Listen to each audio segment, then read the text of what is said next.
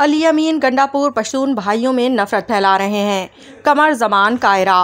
Peoples party रहनुमा कमर जमान कायरा ने अपने एक बयान में कहा है कि बानिए पीटीआई को अपना रवैया बदलना होगा। उन्हें एहतजाज के नाम पर तशद्दुद वाला रवैया नहीं अपनाना चाहिए।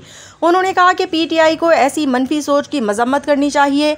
अली अमीन गंडापुर नफरतें फैला रहे हैं और अली अमीन गंडापुर ने रियासत को चैलेंज किया, इसलिए उनका रवैया देखकर जलसों की इजाज़त नहीं दी जा सकती। कमर जमान कायरा ने कहा कि अली अमीन गंडापुर से किसी संजीदा बात की तवक्का नहीं की जा सकती।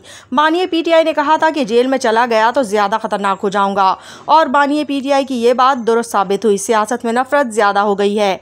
उन्होंने कहा कि तहरीके इंसाफ वालों का टारगेट बानिए पीटीआई को जेल से बाहर निकालना है। पुरअमन एहतजाज सबका हक है, लेकिन शंघाई कॉन्फ्रेंस पाकिस्तान के लिए बहुत अहम है। हुकूमत की कोशिश है कि शंघाई कॉन्फ्रेंस कामयाब हो और वाहिद बानिए पीटीआई है जो मुज़ाकरात से इनकारी है। बानिए पीटीआई की वजह से डेडलॉक बरकरार है।